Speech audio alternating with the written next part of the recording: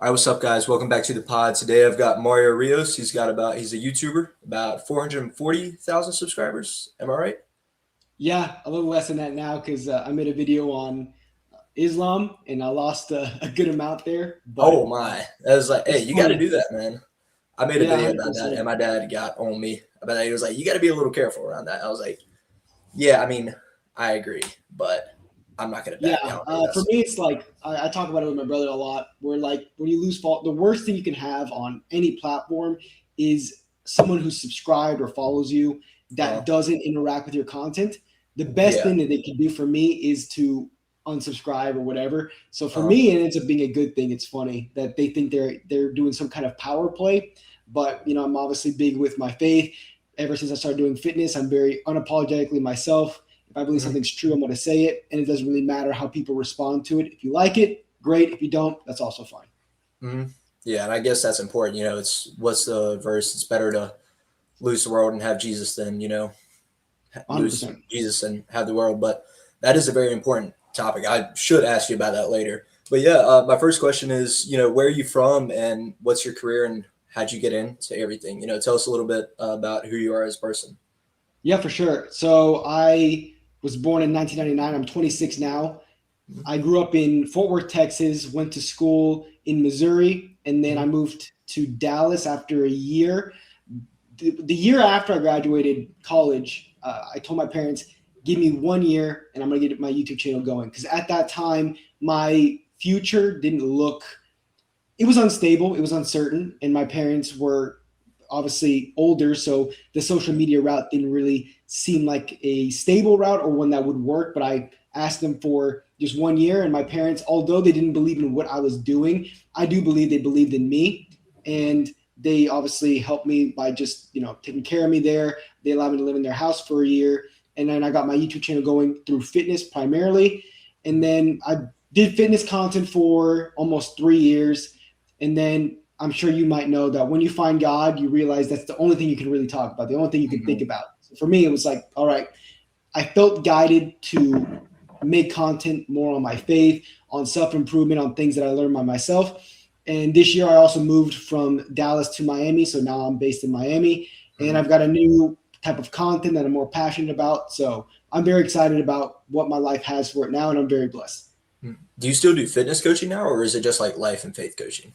Yeah, so I do fitness coaching. I have a school community with my brother where Mm-hmm. it's fitness and it's faith, mental health, and healing. Healing is a big thing. A lot of people don't understand what I mean by healing, but trust me, it's more than just feeling good. It's Mm-hmm. about returning to yourself without pain, whether it was breakups, bullying, even parents not loving you when they were supposed to. Little things like that that block you from the things that you desire, whether it is success, whether it is peace, whether it is a loving relationship. I'm sure you've probably seen some of my content where I talk about the Mm-hmm. red pill and people with trust issues because of that, and that comes from a lack of healing. So in terms of, to answer your question, I do fitness coaching now. My brother Martin is very big on fitness, and he's learned so much about it. So it's almost like, from a content point of view and a self-improvement point of view, we kind of encompass everything. My brother's got the fitness and I've got all Mm-hmm. the little other things, I guess you could say. Okay. Now I really like what you said about when you get that faith back. It's like it's all you want to talk about because I'm big into reading and I would used to do book reviews and all this stuff. And then I was big into my faith since like I've been doing it for about a year and a half. Like I've been a Christian my whole life. I'd say more cultural my whole life. And then I really got in like, all right, I'm going to start like actually living for God. And then I did that. I was like, I feel like all this is being laid on my heart. I've got to like start talking about this at some point. I can't just like, I feel like it just gets to a certain point where you're like, all right, if I'm not going to talk about it, what am I doing? What's the point of even doing this? It's like I'm not really helping people to a certain extent unless I'm actually doing this. And so I really like what 100%. you did. I've been following you since like what was it, the Leon Edward days? Yeah, Dude, that was 2022, 2023. yeah. 2023 is when that really took off, which was funny. Uh, what year was it that you got into it? So people don't really understand the Leon Edwards meme, how it Mhm. started. Weirdly, a lot of people they think that Leon Edwards was like my favorite fighter at the time, but that's Uh, not how it started. I was watching a UFC event with my brother. I think it was UFC 263. It was mhm. Leon Edwards was fighting Nate Diaz, and my brother was like, "Man, Leon Edwards has the smallest waist," and I was like, "Yeah, yeah, he does." And then I ended up doing fitness content about a year later, and I was using Cristiano Ronaldo and Leon Edwards Mm-hmm. as the example of what an athletic physique was. Mm-hmm. And eventually I kept using him like interchangeably. And then I realized, like, man, Leon Edwards has a better physique than him. I'm just going to keep using Leon. And then somebody caught on to that, and then it took off. But it wasn't like I had a idea of like Leon Edwards is my favorite fighter. I'm going to make him his physique famous. That wasn't what it Yeah. was. It was just his physique was awesome. And they just grew from that. Because I saw those videos and then I kept seeing other people pop up about it. And then I kept seeing like you would keep doing those rage bait intros. And then I started seeing bodybuilders react to it. I was like, oh, he's actually like catching some traction now with that. Wait, do you Yeah. have a favorite fighter or is it like. I would say my favorite fighter is Charles Oliveira. I think that Really? like from like even from a faith-based background, I definitely relate to him. And I say that because weirdly with the Russian guys, like your Islam Makhachevs, your Khabibs, Yeah. I never could relate to them, and I couldn't picture why. But it might be because of a religious thing. I don't know, but it would make sense. And Oliveira is very big in his faith. I love his story on how it wasn't just a straight up trajectory, but it was one that went up and it went down, and he struggled Oh, yeah. in his That was career. crazy. And for me, I really relate to that because I'm sure for most people, life isn't just straight up wins. It is wins and losses, and seeing someone be able to bounce back from a loss, which is not that common in the UFC, to be quite honest, was awesome. And I definitely relate, and I would say he's my favorite fighter for sure. Yeah, it was like I can relate to that. It was like I really like Marab. It was like his fight style is cool, I guess. I mean, he's just a big wrestler, and I mean, I think he is a Christian. I don't know if he's big into it, but I just think he's funny. I don't even really care about the fight styles anymore. I just like if you're funny, I'm gonna like you. It's like, and I related that with like Islam. I think he's funny. I just can't get behind him because like I can't pull for his religion, and his fans are all a bunch of losers and they're annoying. But with that, yeah. So it's like, do you still watch UFC? Are you still big into that? Yeah, not as big as I used to be. I do think that the UFC is not like it was back in the day. No. And I think so. I think for a lot of people, they're just more disconnected from it. And that's just normal. Maybe it comes back with this new Paramount deal and maybe there's better fights to go. But, when I was watching the UFC, we had like the Usman Edwards trilogy, Pereira Adesanya rematch, Volkanovski and Islam were fighting. Oliveira was fighting Makhachev the first time. That was like the most hyped fight at the time. There was just better fights at the time. Maybe it was because it was promoted better. But right now it's kind of on like a downward trend, and hopefully it'll come back up. But right now, not into the UFC as I was maybe 2 years ago. Do you still do kickboxing and MMA training? I did personal training for it like the beginning of the year. And I did that up until like March or April. So I got like pretty good. And at that point, I was like, okay, what am I training for? So I haven't really trained actually in like 8 months or so. But like I'll hit the bag every so often. But I feel like I made a lot of progress at the beginning of the year with kickboxing. I did MMA personal training, but I just don't like grappling, bro. It's just too gay. I'm not gonna lie. It was like I like grappling, but like at a certain point, it is like that. It was like I did it for a year, but it was like once a week, and it was with a blue belt, and we got like it was with my Bible study, and he was this blue belt, and he was the leader of it. And I was like, we should get like a group together and do that. So we did, and then I started doing that. Then I dropped out of college, and now I work construction because my dad has a company. So I was like, you know what, I don't freaking need this. I'll just go work with him. And it was like I just work 10-hour days, and I want to get back in MMA, but I'm like, I'm not gonna fight. I don't have time. I already have to go to the gym. I'm gonna die if I keep doing this. Like I'm gonna burn out. And it's like I already have a hard enough time of going like 4 days a week, and it's like burnout and all that stuff. So, MMA requires a big time commitment, and then obviously you're like me, where we have things to do. We're posting content and stuff. It gets to a point where you realize I'm putting too much investment on something that I'm not doing at like a high level. So you get the skills, and then you kind of take a break from it, and then you do it more as a hobby versus something that you again invest a lot of time into.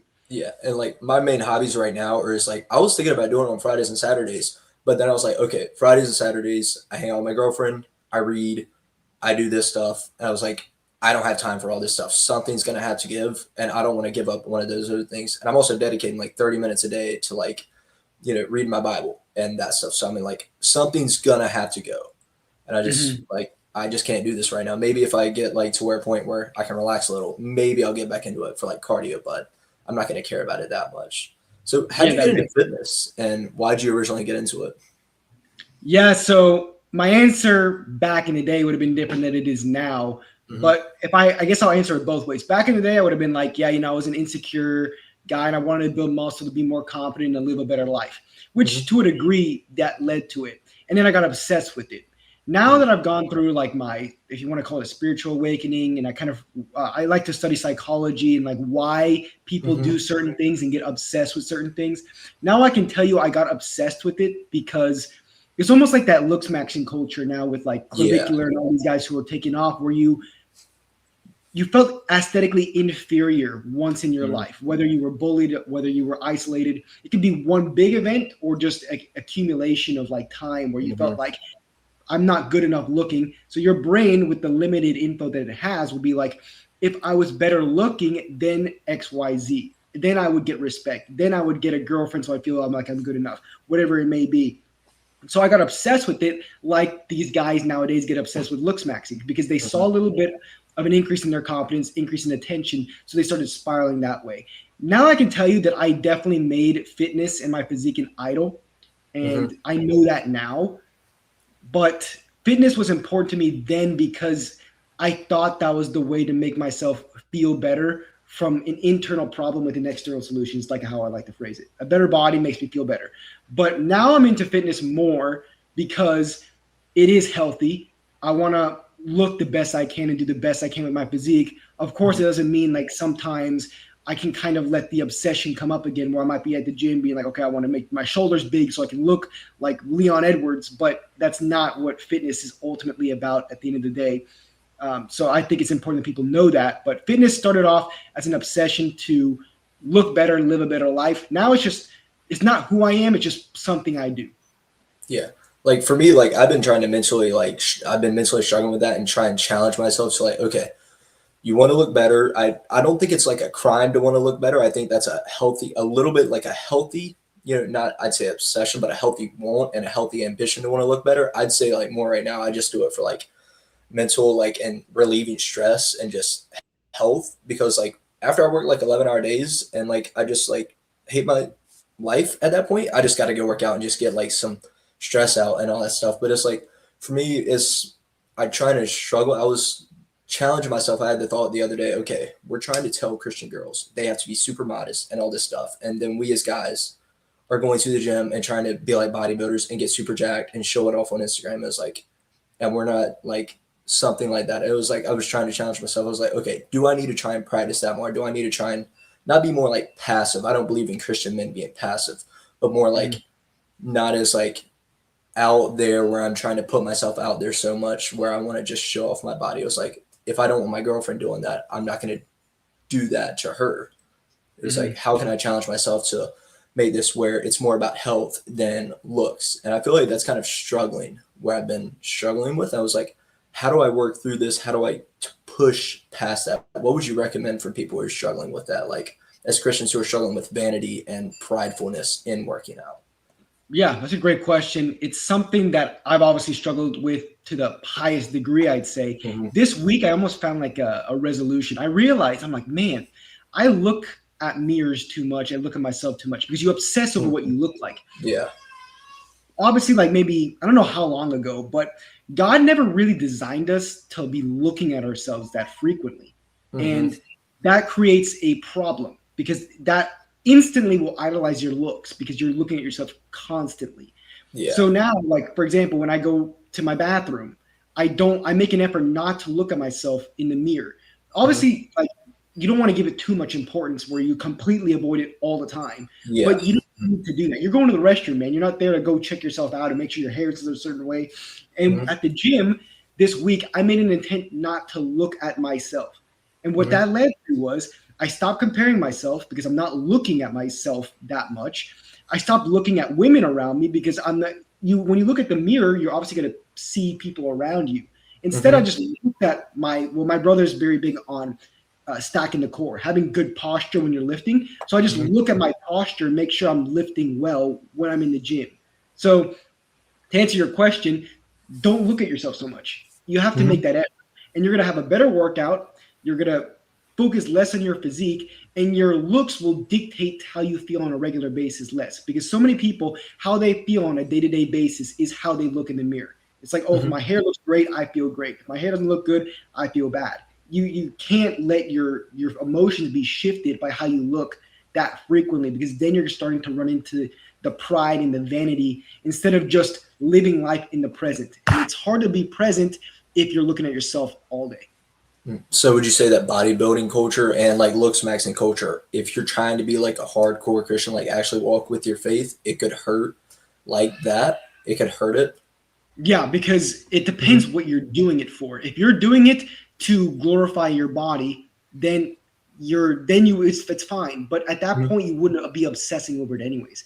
If you start to bodybuild, if you start to looks max, it's your idea of the world is off, Hmm. because there's a book called Reality Transurfing. We look at the world based on our lens, the lens we have on the world, right? Hmm. So let's talk about the feminists, the victim mentality people. They have a lens on, or glasses on, where they look at the world from a victim lens. So they are like, okay, if I didn't get this job, it's because I am Hispanic or because I'm a woman, so I didn't get this job. They're right in their own brain because of the lens they have on.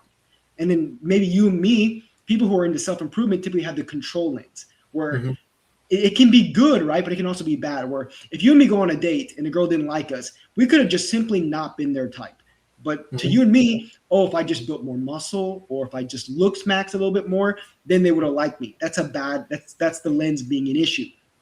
And looks maxing in bodybuilding typically is an obsession, and it is a lens on looks are everything. So it's going to guide you away from God, and you're making yourself the idol, and you're glorifying yourself through what you're doing. And the only road that leads to is honestly just depression, when you realize that those things aren't going to fulfill you. It's like I'll look in the mirror sometimes at the gym and be like, man, like I'm not looking this big.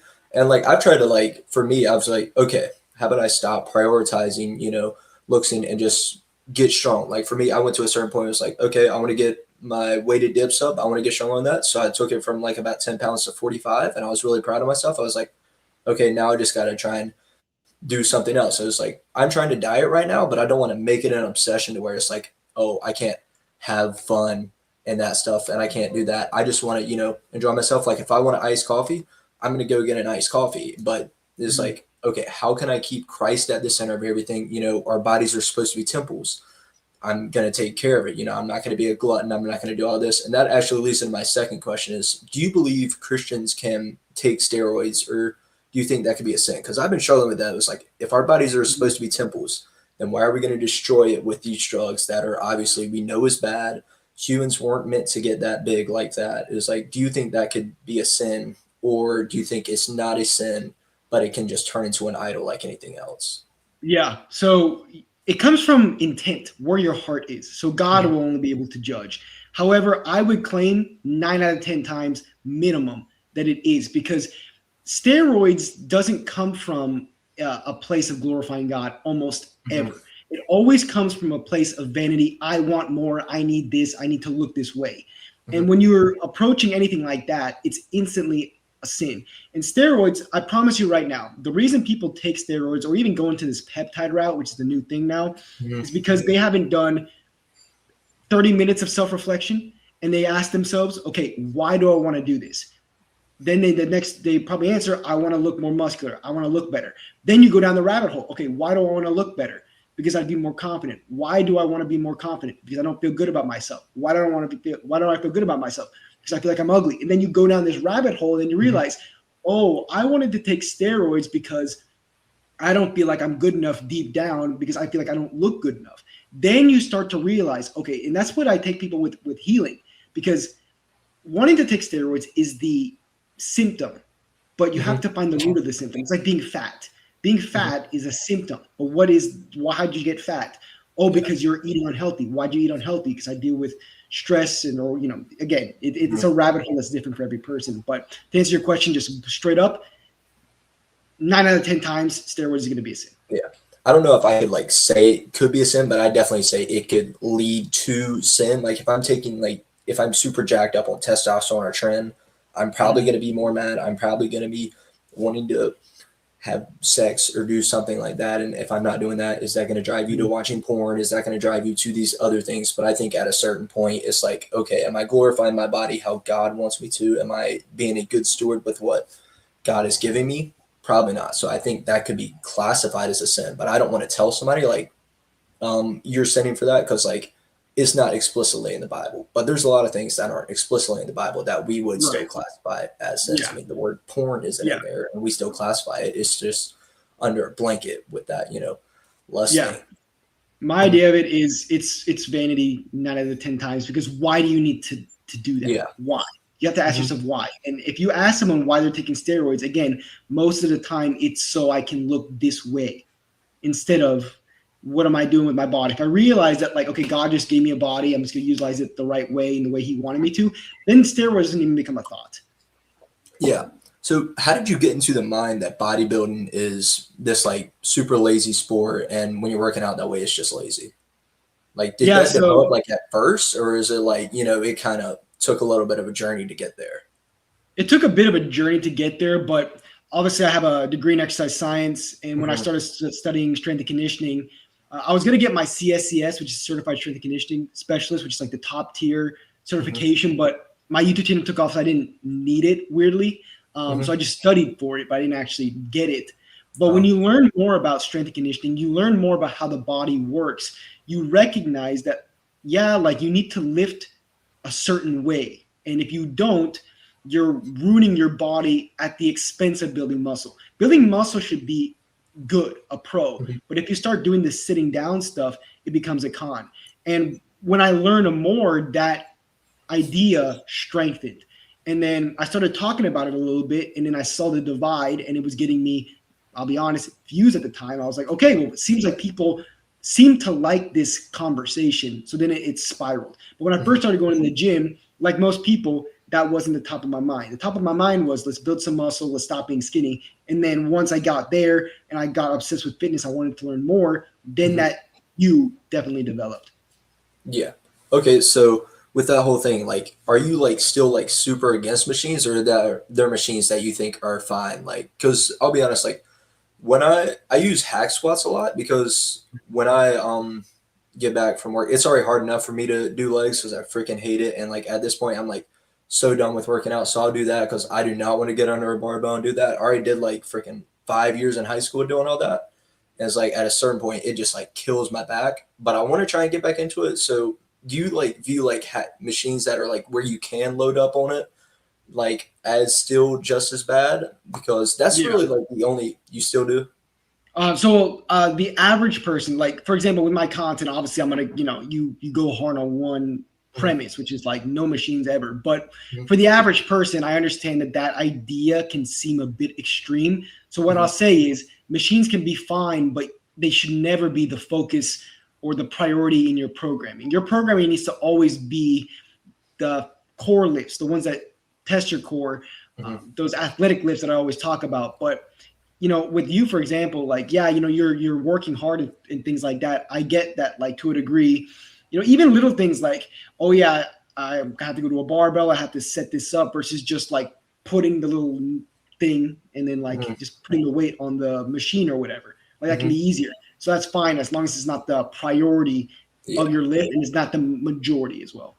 Yeah, I usually try and make my priorities. I want to get back into standing barbell shoulder press, because when I first got back, I think it was last year throughout college. I had like the summer before college, I stopped working out. I was like, okay, I need to get back into it. And so I started like prioritizing. I want to prioritize shoulders.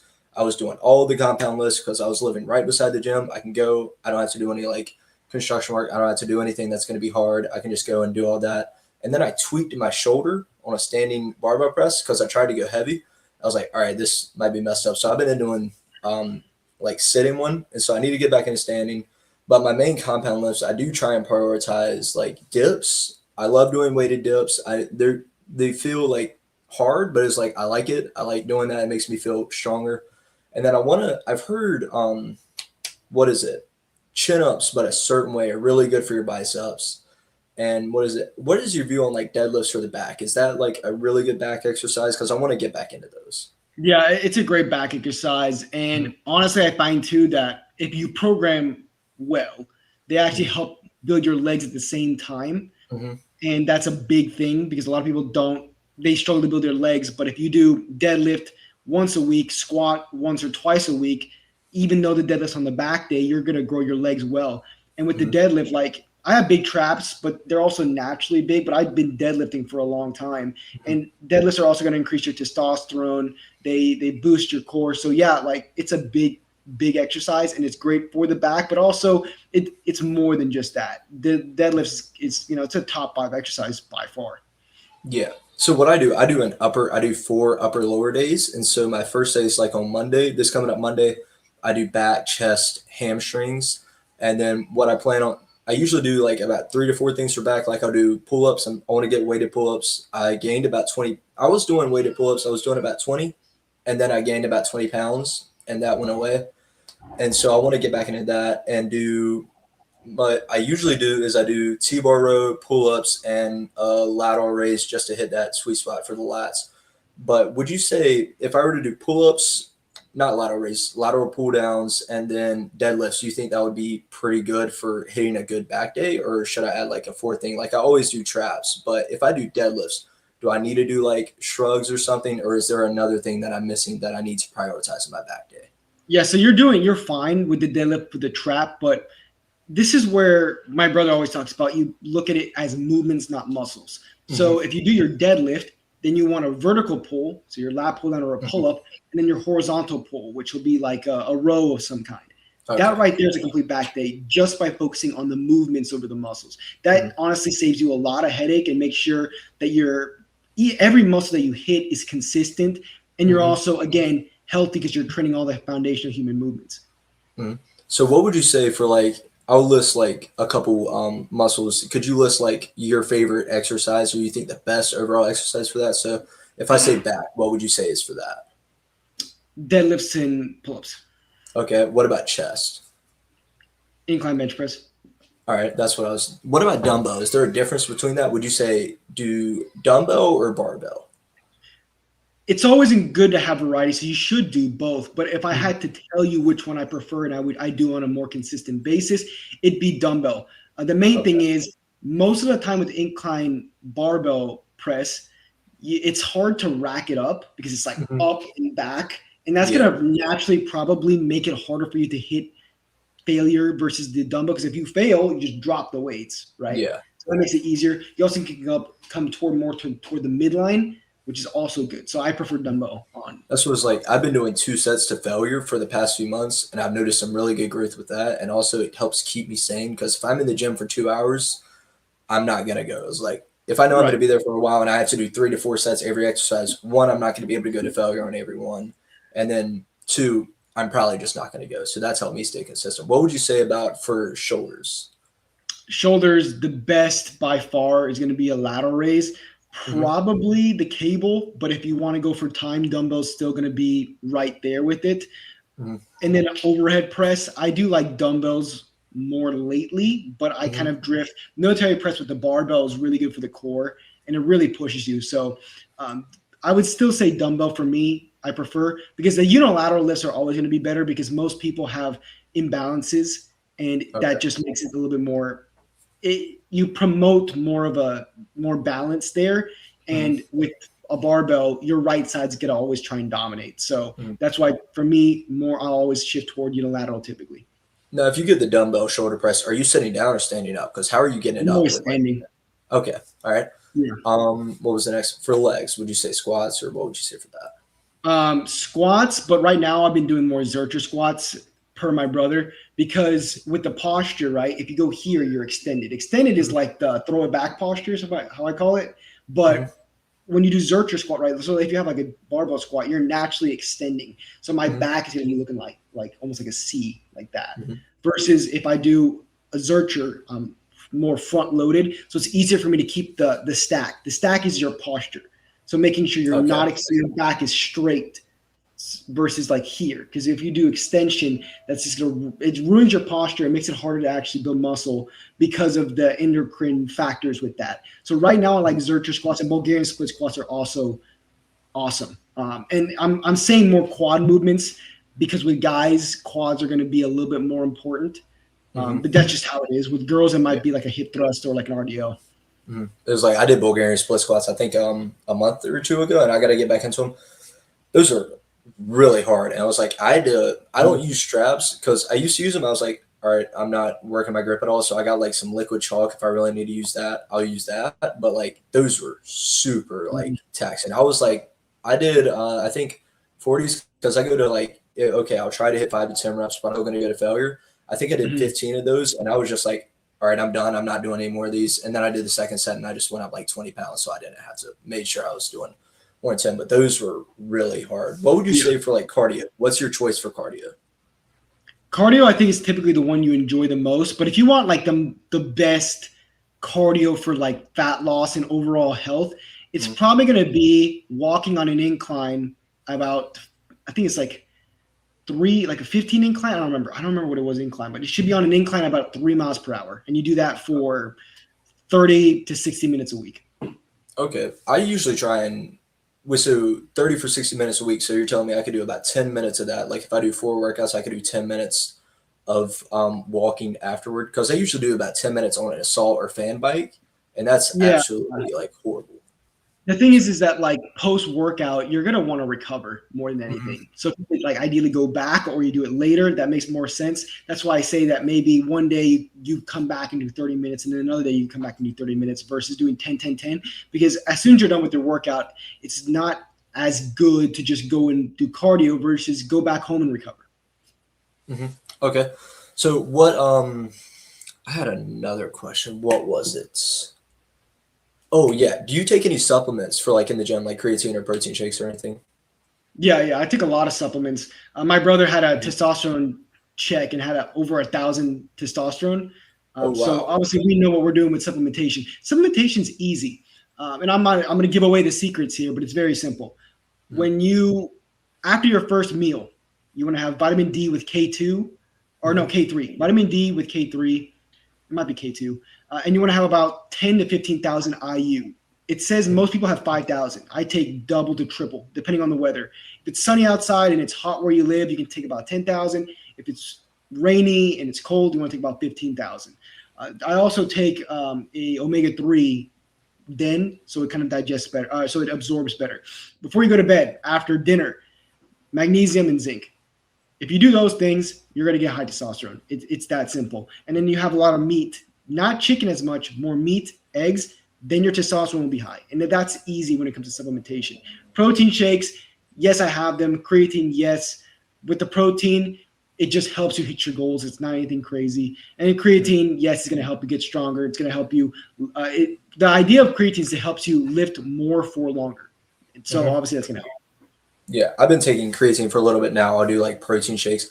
I want to get into like doing more supplements. That's why I asked. What would you say are like the foods you prioritize? And what would you say adding to that is like the most important meal of the day for like getting that protein in and that stuff? Like, is it like breakfast, lunch, dinner, or like right before you work out? Right before you work out, about an hour before, I'll have like a cup of beef broth because it has electrolytes in it and it gets me protein before. So right before your workout, about an hour to 2 hours before, you want to get about 10 to 20 grams. That's important. In terms of foods, beef is good. Eggs are good. And then I like to have like some shrimp or some seafood right after I work out. I'll get it frozen from a place. Then you thaw it out and it's easy to make and you get quick protein in that's lean because you want lean protein before and after your workout. So other than that, then I'll have some meat later in the day. But in terms of protein timing, you want to have lean meat before and after your workout. After that, you don't need lean meat. And when I say that, I'm talking about your chicken breasts, all this stuff, because get chicken thigh, it tastes better, it's got good fat for you, and it's cheaper. Like little things like that, but people have been so misled to think that chicken breast is better because the macros seem to be better, but protein isn't superior to fat or carbs, no matter what anybody says. And I'm sure you hear some bodybuilders thinking that, but again, that's just them being a jock and not really knowing what they're eating at the end of the day, because muscle is the priority, not performance. And if you look at even bodybuilding from a performance standpoint, you're going to build more muscle anyways. So I usually stay in a hotel about like 3 to 4 nights a week. And so What I do is tell me if this is bad or good or not. I usually don't eat breakfast. I have a coffee. Then I pretty much eat Chipotle about twice a day because that's the only like fast food I can get. That's like not that expensive, and I'll get that and then eat that twice a day. And then I usually work out at 5 before working out. Should I eat first and work out later, or should I just take a protein shake and then eat after working out? What would be better for that since you're Well, you should recommending? be eating both, but I'll Okay. make it easy for you. Before you work out, have a protein shake with like 30 grams of honey in it. That Hmm. could definitely fuel you. And then you have Okay. the same thing after. That's all. Okay. The nutrition before and after your workout is the same. What Hmm. it does is it prioritizes performance and then it prioritizes recovery, because what you need before and after is you need quick digesting carbs with honey's close to that, and then you need lean protein. You want to keep the fats to a minimum. If you Okay. really want to be like optimal, you have a protein shake and a Gatorade before and after. Boom, Okay. easy. Gatorade is not healthy, quote unquote, but the sugar you get from it is perfect for performance and recovery before and after your workout. And I imagine that's regular Gatorade and not like Gatorade Zero, or is that like Gatorade Zero, you lose all the benefits of the sugar. So okay? So it's just like Gatorade giving Zero is the electrolytes. dumbest thing on the planet, to be quite Okay. honest. It's like you nerf what Gatorade gives you just so people can think they're healthier because there's no calories. Okay. So what would you recommend doing for people who are on a cut? Like what diet should they like follow for like and get the best performance out of their workouts? Yeah. Well, cuts should be very periodical. Most Hmm. people shouldn't be cutting that frequently, anyways, Hmm. because most people who I've worked with or I see in the comments, they want to cut, and I look at their, and then they send me their physiques, which is a weird thing, by the way, when people send me their physiques. But I'm like, dude, you got to build muscle. And if you just do what my brother and I tell you guys to do, you're naturally going to get leaner. Because if you add 5 pounds of muscle and only 2 pounds of fat, you get leaner. It was funny because when I was training, I used to train at TCU. I was a personal trainer there.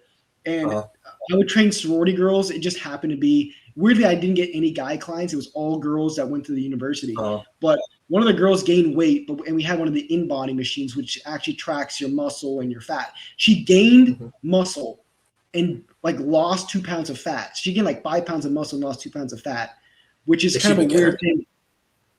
Yeah. So Oh, okay. she gained muscle, lost fat, but she gained weight. So we got her leaner, but the scale went up. But if I had to tell someone to cut, ask yourself why you want to cut. And if you do cut, you have to, obviously, it's just high protein, good carbs, and decent fat. I mean, it's just that simple. And don't rush to cut and don't cut too long. I've learned too much from that. Okay. That makes sense. And then so I've got a few exercise, and I want to let if you'll let me know what you prefer and what you would say is better. So I'll start off with one is dumbbell lateral raises or cable lateral raises. Cable. Cable. Okay. Mhm. What about dips or tricep extensions? Tricep extensions. Tricep. Wait, why tricep? I've heard like dips is really good. That's why I do them mainly. Yeah, they're good for your triceps, right? But it's gonna Mhm. build like it's like the little part here, right? If Uh-huh. you want to actually build the overall like horseshoe shape, the overhead tricep extension is gonna be better. Okay. All right. So that I would do that for sure. Plus, the part of the tricep you're hitting in the dips is you're hitting that with any pressing movement, which you're already doing with your shoulders and your chest, anyways. And that's why I say tricep extension. So would you say you don't really need to do dips in a workout if you're doing pressing movements like another day or? You still do them. The dip, I love Uh-huh. dips for the triceps still.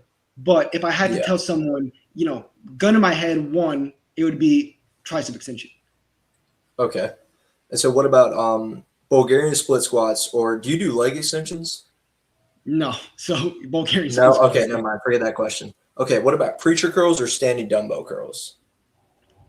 Standing dumbbell curls. It's preacher curls are not necessarily. It's a good exercise, but I Uh, like the standing part of the dumbbell bicep curl. It's just like it's the easier one. If mhm. you talk more about incline, like the one where you sit back, that one would give the dumbbell bicep curl a little bit more run for its money. But I would say Mhm. dumbbell bicep curl. So like everybody tries to like, get bigger biceps. What would you say is like the king of bicep exercises, like the number one you should be doing? Chin-ups are good. I still really Mhm. like my dumbbell bicep curls, and I like hammer curls. I think you need to group your brachioradialis, which is the biggest muscle in the forearm, with your bicep, and that'll be good. But with your biceps, like if you just do bicep curls, you're gonna be fine. Chin-ups can be good if you do them the right way. I have a couple of videos on it, but you need to make sure you're curling into the bar, almost like doing like a soccer header into it, because when you do that, Mhm. you naturally curl in, Mhm. and that can be good. Yeah, I tried to like do that like a couple days ago, and I like couldn't figure it out. I was like, okay, I don't like feel anything. Is this like, am I Mhm. supposed to like get a super big pump if I do it that way, or is it like something you don't feel, but it's like working behind the scenes? So with the chin up, you have to make sure your feet are in front of your body. You Okay. also have to make you also want to move your, I think that's, so it'd be extend. So you want to extend your wrist. Okay.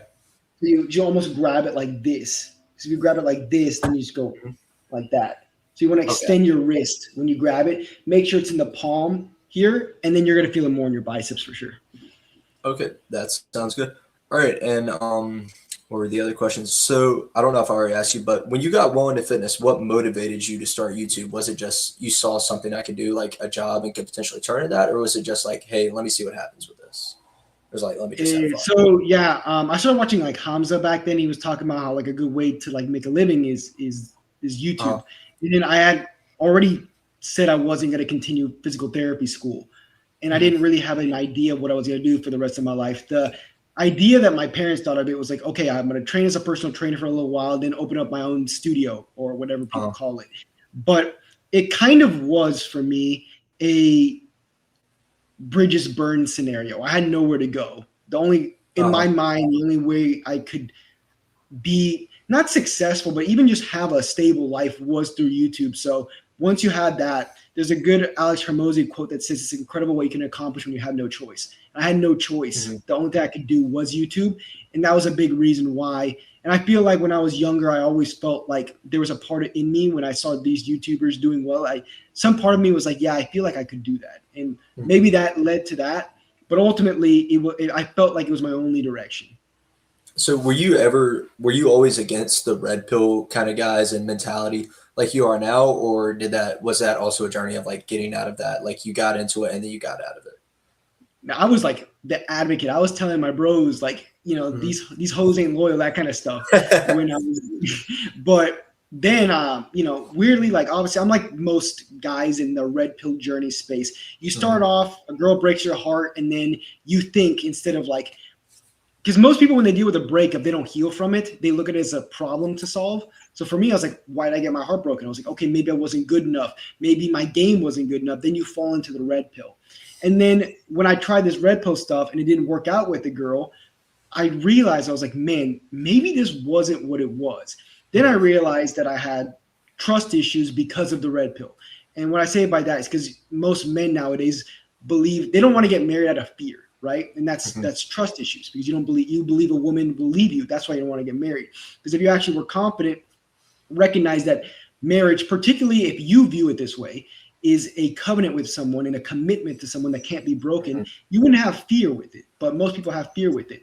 And I realized I was like, man, I have trust issues. And I realized the red pill wasn't what it was. And Mhm.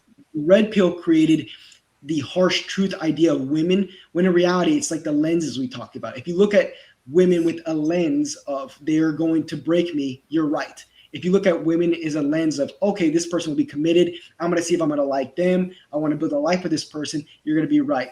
There's an awesome quote from Reality Transurfing. I don't know the quote exactly, but I can give a quick view of it. It's like, the reality of your worldview is right, and the reality of somebody else's worldview is right, even if it's Mhm. different. And whatever reality you have will come true. And if you argue with someone on worldviews, you'll never get anywhere because they're also right. So if you think women will leave you and you can't trust them, and I argue with you that I think women are trustworthy and you can trust them, we're both right. Mhm. I think like at a certain point, the red pill space, instead of like sending young guys to the gym, just made them losers and decided, oh, I'm not gonna get a girlfriend anyways. Why even go to the gym? I'm just gonna like being in so online. And like at a certain point, it just like with all this stuff, it's just dividing men and women when, God has explicitly stated, men and women both are made in the image of God. We're supposed to love, when we get a wife, she's supposed to submit to us, but we're supposed to love her like the church. That's probably harder than submitting to someone. We're supposed to, provide for her, protect for her. We are supposed to give her a best possible life. It's not just something where, they just cook for us and do whatever we want. We actually have to, provide for them in a sense where we're also providing fatherhood, husbandry, and we're doing all this. And I think at a certain point, it just destroyed that whole mentality of like, I think like even some of these Christian guys who preach it, they just didn't like know what they were doing with a certain extent with getting into red pill. And I feel like they just like hurt themselves in that sense. It's like, okay, how are we hurting women? I think at a certain point with like, even in fitness, we can tear them down and all that stuff. And it was like, okay, why are you working out so that a bunch of dudes online are going to say you're going to look good? That's what's always been weird to me is like, I was seeing comments, like people on bodybuilding stuff. And like, all right, we're getting on stage to be judged by a bunch of men. Seems a little gay to me. It's like, it just always, I saw it and I was like, okay, Andrew Tate can be a little funny, but I think he's, more of an idiot than he is funny. And I think at a certain point, I was like, how are we as Christians like justifying this? I just didn't know how they were getting into it. And it just always felt like super weird to me. How'd you say you got out of that again? Is like, I got hurt and I did self-reflection, which is what most people don't do. It's like, again, when most people lose in dating, I'm going to call it that, because honestly, a lot of people lose in dating. Mm-hmm. The problem is if you start to divert the attention to the other person, you will continue to lose. And it actually takes you into a worse position, because when you get broken up with, you have two choices: to keep living in fear or to choose love. And that's a difficult situation, because the love situation hurts because you have to take responsibility for the person you attracted. And you also have to take a responsibility with how you view the world.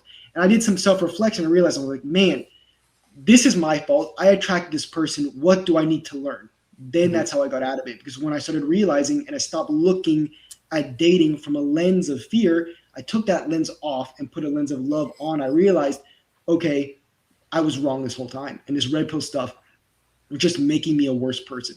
And I think like at a certain point, like with dating, it's like, hey, maybe God's trying to save me from somebody. Maybe God is like trying to like, okay, if this doesn't work out, it just wasn't a part of God's plan. That's what like helped me. It was like, looking back on it, I am so glad none of that worked out. I am so glad I have the girl I am with now. I believe God's hand was in that. I believe he was planning all of that. It's like I look back on it, I was like, okay, did I make mistakes? Yes. Am I glad that none of that worked out? Absolutely. I think like at a certain point, it made me a better human, and it has just allowed me to be in a very great relationship with where I am. But leading into my next question, how did you get back into your Catholic faith? Were you born a Catholic, or did you start as a Protestant and then moved into Catholicism? Yeah, so so my parents grew up in Guatemala, in the Latin American, in the Mexican kind of areas. It's all Catholic, and I grew up Catholic, but with a lot of Hispanic people. Funny enough, we all kind of have the same journey where we grew up Catholic. We say all the words. We don't know what they mean, but we memorize all the words. And I didn't really realize what Christianity was about. I thought it was almost like, if you want to be close to God, that's cool. That's your choice. But if I want to kind of like distance myself, it was almost like I was very ignorant to it. Then I realized when I had a lot of these things, a lot of these goals, and the goalposts kept moving. So whenever I got 100K, I needed this, finances. And I thought that was like, okay, maybe if my dating life was good. I kept getting these things that were improving. And then I never felt fulfilled until one day, one of the aspects of my life that I thought would fulfill me got removed, and I felt like in the dump. And I realized, man, this is not what it is. Why? And I started going through a rabbit hole of, trusting the world, trusting the universe, that kind of law of attraction garbage. It's not garbage, but it's when you start to make the universe God, that's when it becomes a problem. And then I found God through it, weirdly. And I was a secular Catholic, I think is what a lot of people call it, where I was like, yes, I was Catholic, but was I really invested in my faith? Was I really a Christian? No, I just had the label. Then I started getting into my Catholic faith. I kind of started with the Protestant stuff, but I was still Catholic. But then I started learning more about my Catholic faith. And now some people call me like an extreme Catholic. I don't distance myself from that. I'm very Catholic.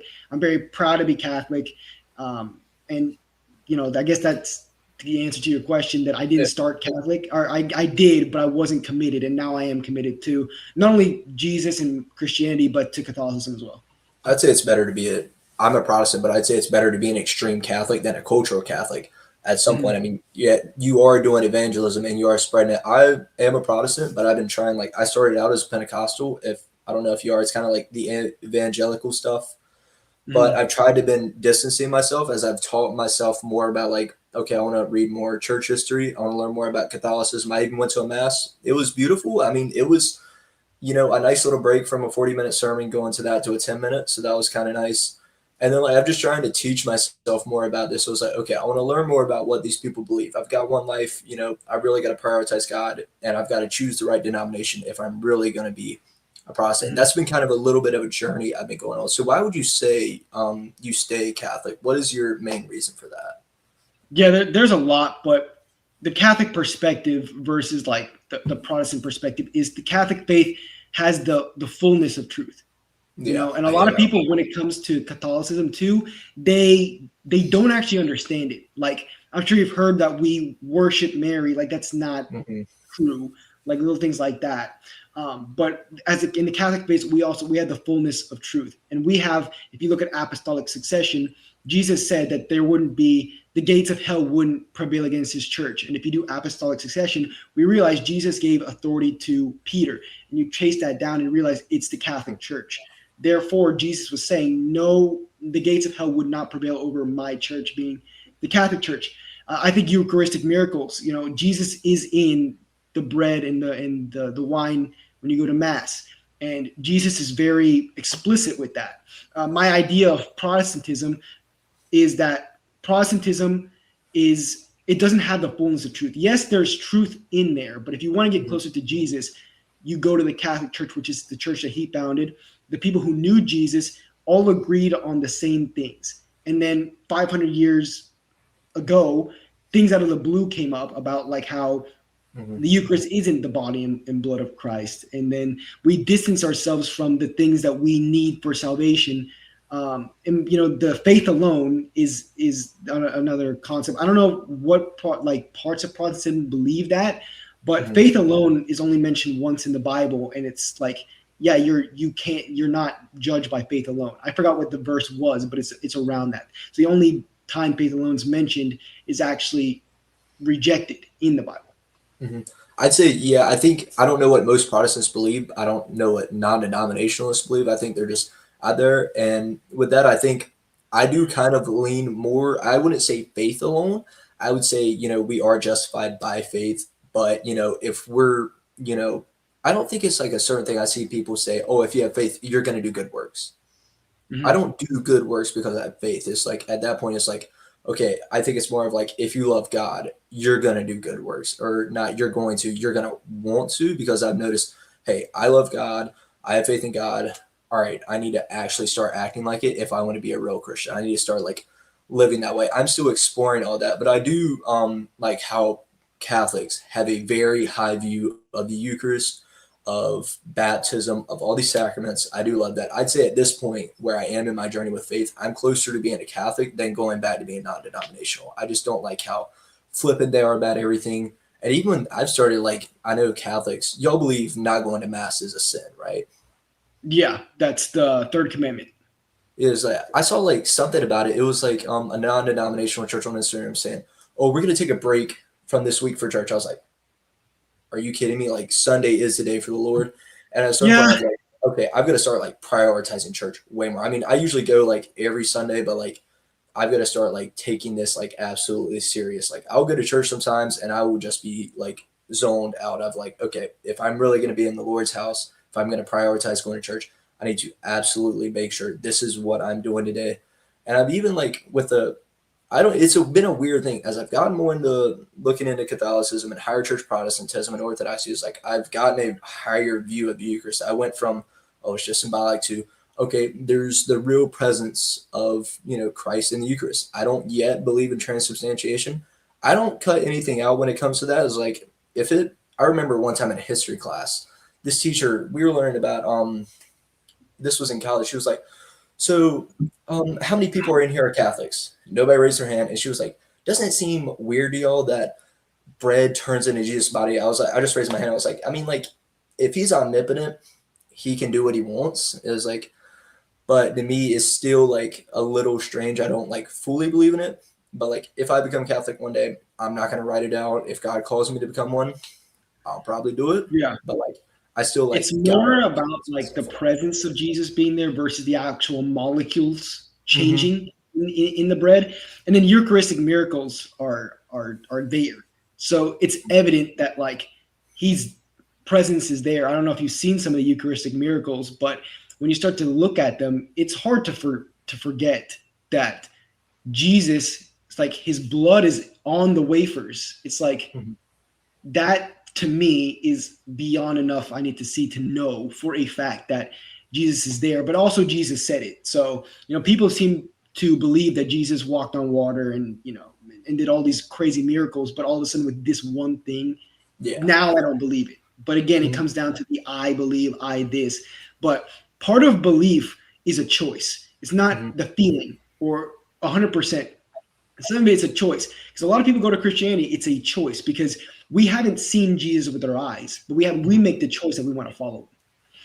Yeah, I mean, like, it wouldn't be hard for me to believe in transubstantiation with the Eucharist. What it would be hard for me to believe is I think a lot of Protestants, I am not a Mary hater. I think Protestants can lean that way to where they are so, like, they don't want to be super respectful, but they just push themselves so far on the opposite side. Okay, we're not going to respect Mary at all. It's like, no, if we respect David, if we respect Solomon, if we respect all these other Bible characters, why aren't we also giving her due respect? What would be hard for me to believe is asking them to pray for me. I wasn't gonna say like praying to them because I know that's what y'all do is Mm-hmm. like venerate her and y'all ask her to pray for you. Is that? Yeah, Could you explain but that I a would little to me? also, yeah. So I do want to start with this though. So Mm-hmm. the Second Council of Nicaea, which was in 426 AD, Mm-hmm. it states, and this is considered to be a divinely inspired council from the Orthodox Christians. Mm-hmm. In the council, they said that if you don't believe that Mary was an ever virgin, which means she was a virgin her whole life, and if you don't pray for her intercession, that is anathema. Anathema means complete rejection of God. And Mm-hmm. that was in 480. And I tell people when you start to say that we worship Mary, when you start to say that I won't pray to her, I'll just go to Jesus directly, and you start to say that she had other kids, I'd be careful with that one Mm-hmm. because again, that council said it's your complete rejection of God, and like it makes sense. That's the mother of God, and you are rejecting her. Mm-hmm. The idea of with Catholics is when we pray, it's like I ask you to pray for me. So Mm-hmm. I'm like, hey, Jacob, can you pray for me? And I need your help. Mm-hmm. Why not go to the mother of God to ask for prayer? And I kind of link it to like Matthew, where it says like when two of you come into prayer, it will be done. Two or more of you. It's the same Mm-hmm. thing. It's like you're asking someone to pray for you. And there's I forgot what verse it is. I need to remember the verses, like the Oh actual, yeah. but it talks about like the witnesses in heaven and they're cheering for us. Mm-hmm. They're watching us. It's clear there.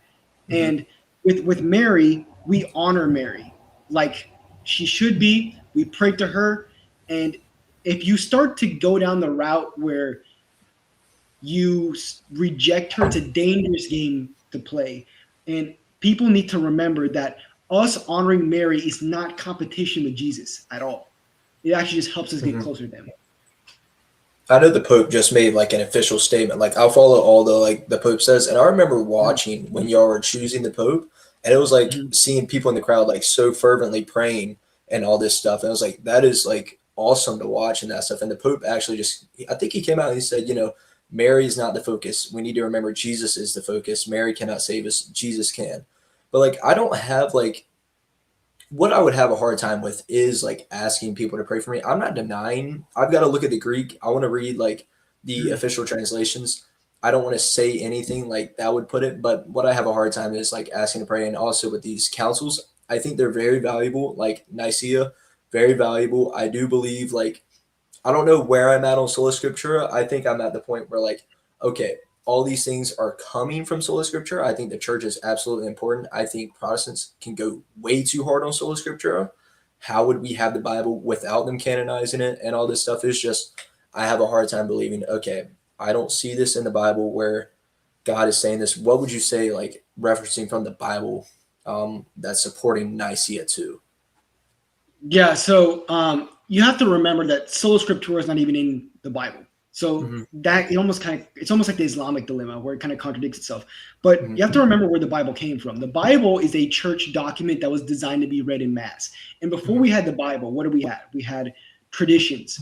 We had obviously we didn't have the Bible for the first like 300 years until the Catholic Church canonized it. So with the Catholic Church canonizing the Bible, this would mean that they were inspired by the Holy Spirit to pick what goes in the Bible. And they're also inspired by the Holy Spirit to understand what it means. And that's why it's important to go to the church, because there are some difficult passages. And if anyone tells you that the Bible is easy to understand, they are lying to you. The Bible is difficult to understand. And there are some dark passages there, which is why we need the church. And if you look at the early church fathers, you'll see they all believed in what I'm telling you, because it's like the Catholic Church thing. So to kind of answer what you were saying, if it's not, the Bible is not the ultimate authority. And the ultimate authority is easy to find. It's the body of Christ. It's the church, because who did Jesus give authority to? Peter. Yeah. You chase it back all the way back to the church. And when you start to play this Bible game, if you want to call it that, it starts to get difficult, because you and me could agree on something in the Bible, right? But there could be two other guys, somewhere over here having the same conversation and interpreting what we thought the Bible meant a completely different way. And that's what will create division, versus sometimes you have to not lean on your own understanding, because the Lord's ways are higher than our ways. And again, there are some things in the Bible that are difficult to understand. You have people who are doing this LGBTQ gay stuff, and they're even promoting it in church because they think they know more than God, because God will accept these people, that he made them that way, which I don't agree with, but that's a different discussion. Yeah. But that's when you start to get into problems where you have to realize the Lord knows higher than my ways. And I think that when you look through apostolic succession, see who Jesus gave authority to, what he said, what the people said who knew the apostles, that's what's important, more than where can I find it in the Bible? Because sometimes it's just not mentioned.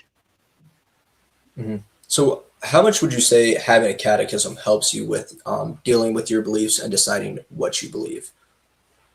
Yeah, with all that stuff. It's important, because I do my best not to decide what I believe, because then you start playing a dangerous game. So the catechism says, what do we believe as Catholics and why do we believe it? So I think it's an incredible resource that we have. It's like the sacraments. A lot of people in Protestants and non-denominational people, they kind of criticize our sacraments, and they're like, why do you have this? Why do you do this? Why do you pray to Mary? That's another example. My question to them is, why not? Why not have a confession? Why not have the Eucharist? Why not have infant baptism?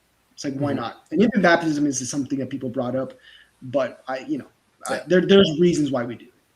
I think there's also, like, with an infant baptism, that's also kind of saying, hey, I'm dedicating my child to God. And like we in Protestants, I know we don't dedicate, and not like baby baptism. We do like have things where we'll dedicate the baby to God. But I do feel like at a certain point with like infant baptisms, that can be pretty powerful. Like saying, hey, I as a parent am going to train, my baby in the ways of Christianity and the ways of Catholicism. I think that can be a very powerful thing.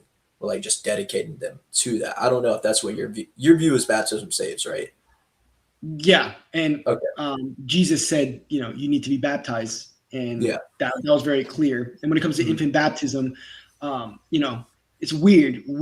Parents are responsible for the kids' education, the sports they play, what food they play, but why would they not be responsible for the biggest thing in their life, which is their spiritual life?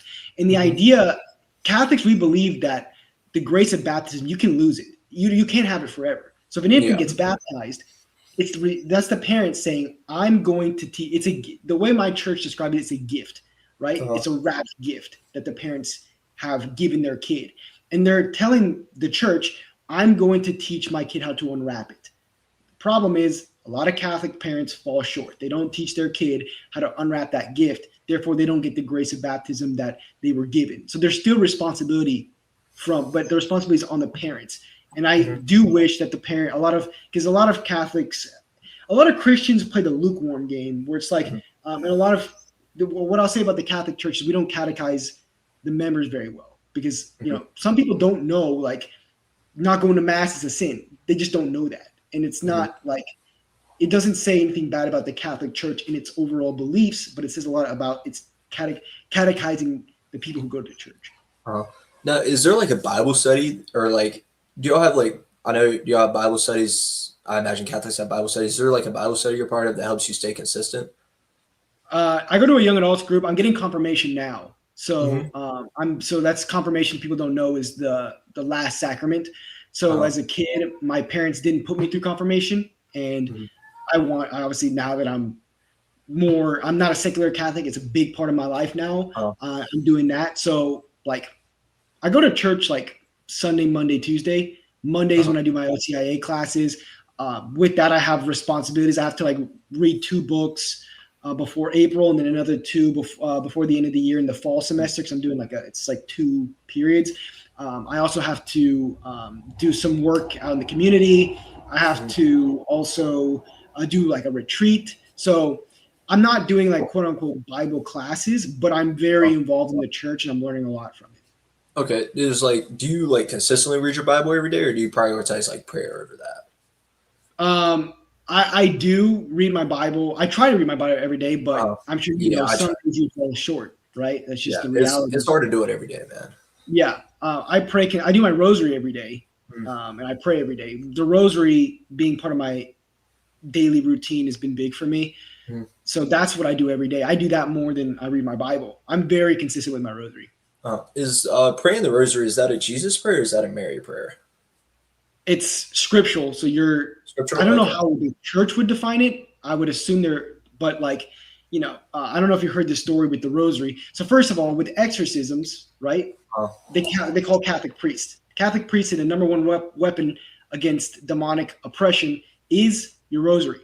And there's a great story. I don't know if you know who Ted Bundy is. Yeah, he was a serial killer, right? Yeah. So in his last killing before he got arrested, I think he got arrested on that one. He was at Florida State University, and basically he got like a log and was like, not to make anything graphic, but there's this one girl. Before she went to Florida State University, her mom gave her a rosary and asked her to pray every day. And like a lot of Catholics, she went to bed that night and she had a rosary in her hand and fell asleep while she had the rosary in her hand. And when Ted Bundy, he had already killed 2 people and was going to her room. And when he got to her door, he felt like I don't know if it's a spirit or a force just throw him off and put the log out of his hand. So then eventually he got arrested, and the girl, after he got arrested, was like basically shocked and she couldn't speak. And the only person she said she would speak to was a priest. So they brought a priest over and he like comforted her and she talked to her. When Ted Bundy was on death row, he asked to speak to a priest. The same priest that comforted that girl at the sorority house who didn't get killed went over and talked to Ted Bundy, which is like a crazy coincidence. And then Ted Bundy asked the priest, goes, yeah, there's something I cannot understand. I went to this one girl's room and I got flung back. I don't know what happened. And he goes, I know exactly what happened. And he talked to him about the rosary and how she was praying the rosary. And Mary protected her that day. There's also another story with the atom bomb in Japan in Hiroshima. One building stood up out of everything else got destroyed. It was the church where the priests played the rosary every day. And they did research on the priests that were there, and they didn't have any damage, any health concerns from the radiation on that day, which makes no sense. And that just shows you the power of the rosary. I do love how Catholics treat miracles and that stuff. And it was like, at a certain point, we're not even going to try and explain it. It was like, y'all had about like the mysteries. I'm pretty sure I've heard about like the holy mysteries of the faith, I think. Yeah. So we pray on the mysteries in the rosary. Okay. That's what I thought it was. That's what I was wondering. What are those? Could you explain like a couple of the mysteries or like? Yeah. So it's like, it's looking at Christ's life through the lens of Mary. So for example, we have like every day it's different, but it's like the glorious mysteries, the luminous mysteries. So this includes things like the crucifixion, Mary's ascension. All these they're biblical. So there's like verses, and you go over and then you meditate on them through the Hail Marys. So that's how Mhm. it works. You basically look at Christ's life through the eyes of Mary. Okay, that's interesting. So like, would you say like, especially with praying a rosary and like asking saints to pray for you, that has definitely helped you with your walk with Christ? Yeah, 100%. It's Yeah. like the same idea that I kind of mentioned to you before. Protestants ask why. I ask them to ask why not. Yeah. It was like I do love like I have like a friend named Ryan. He'll probably watch this video because I'll make him. It was like me and him. Like he's one of those friends where I can sit down and I can like me and him went to like our first mass together. We were like, oh, this was really nice. That was a friend I went with.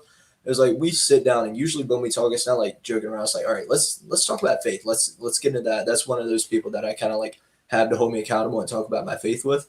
And like at a certain point, it was like I remember we were going through it and we were talking about like Catholic faith. It was like and we really wanted to interview a priest together. So like that might be something I do later down the road. It was like, you know, why not? Why couldn't this be true? It was like praying to saint, not like praying to saints, asking saints to pray for you. Do y'all call it asking saints to pray for you or praying to? We'll say pray too, but there's a different how prayer is Okay. defined in the Bible, like the Greek.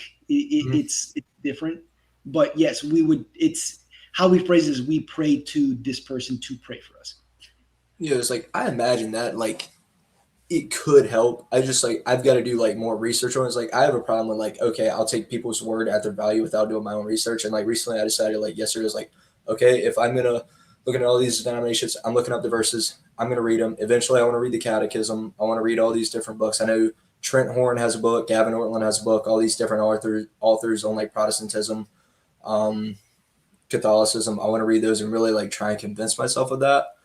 But it's like the thing was like I don't know. I was like I wish I could get into it. It was like I hope like I don't know if I want to try it one day. What would you recommend with that? Like having trouble to like get into like asking for like prayer from the saints or praying to the Yeah, you should saints. do one of the saints' novenas. There's one that's famous that's doing a novena to Saint Therese. Mm-hmm. Basically, it's crazy. A lot of people have stories that like she's called Saint Therese, the little flower, Mm-hmm. and people after doing the novena, which is like a 9 day prayer, like to Uh-huh. her, they either get a rose or they smell roses without actually like without roses being there. So Mm-hmm. I think doing a novena to a saint would be a good place to start. Okay, that sounds good. Frick, I just forgot my other question I have. If I'm looking down at my phone, that's because I have all my notes on Yeah, my I got phone you. No worries. and that stuff. Let me see if I got a number. Another question. And so, how do you try and like share your faith? Because I have noticed very recently. I was like, hold on, I've got another question. When was like you really got serious about your faith and getting back into it? Yeah, that was actually when I had like a lot of people probably know that I talk about it because I'm very Uh, big on breakups and how you recover. uh, But basically, there was this girl that I thought was awesome, the most mhm, attractive girl I dated, all this stuff, and it didn't go my way. And then I was wondering because I was doing self reflection because I used to have an anxious attachment style. And that's something that I get into now because mhm, there's anxious, secure, and avoidant. I had an anxious attachment style. And I started recognizing ways that I was off. For example, like, if a girl didn't text me after this much time, I was almost panicking. And I realized that wasn't yeah. normal. So when I started going through that route, I ended up getting into like this guy named Aaron Dowdy, and he was talking about like he gets into visualization, not visualization. He does more like meditations and stuff like that. Hmm. And he was like, yeah, if you're stressing and worrying, there's this one line that I'll remember forever. That means you don't trust the universe, you don't trust God. And I was like, oh snap. Then I Hmm. went through, I was like, why don't I trust God? And I started going through it. Then I found God. So weirdly, Jesus works in miraculous ways. He took this girl out who I idolized and put himself in. Yeah, it was like me. It was like I do and struggle with anxiety a lot, and I even went to like a Christian therapist talking about it. He was like, it's like what denomination you're in that promotes a lot of anxiety. I've noticed trends. Like I'll have people come from this, and they'll have a lot of anxiety with that. And as I removed myself from it, and it's like it was even something stupid about like the rapture. And it was like in my denomination, oh, the rapture is going to happen before it. And then I started realizing I don't really believe in this. It was like I don't really it's like been a 200-year-old idea. How much stock should I put into that? And if everybody I'm seeing like online who are like more into like Catholicism, Orthodoxy, and high church Protestantism, and even some evangelicals are saying that's not real. Maybe I shouldn't, because that was like a big thing with anxiety for me. And then at like one point, I just went to like my mentor, who was my Bible study leader, and I went to him. I said, like, I'm struggling with this, and he said, you probably just need more faith, man. And I know that sounds like, boring, and like you probably don't want to hear that. And I was like, you know what? I went home. I was kind of mad about that answer, and then I was like, he's actually right with that. And it's like, there's nothing really I can practice. It's like just try and have more faith and that stuff. And also, how do you try and like share your faith? I've noticed you made your videos. Is there like ways you do evangelization outside of making videos and that stuff? Yeah. I don't want to like quote unquote brag, but in my Yeah. own personal life, because I felt Christ and I got close to Christ. A big thing I try to do in my life is I bring as many of my friends closer to Christ as Mm-hmm. possible. I did some like quote unquote evangel. I was bringing people to Christ through my content to a degree, but that's a different area of content that people don't realize. Now Mm-hmm. my content is more geared toward people who are already in the faith and bringing them to the fullness of truth. Mm-hmm. That's more where it is. But I find that in my personal life, it's more toward bringing non-believers to Christ versus with Mm-hmm. my content. My content's kind of geared toward people who are already in the faith.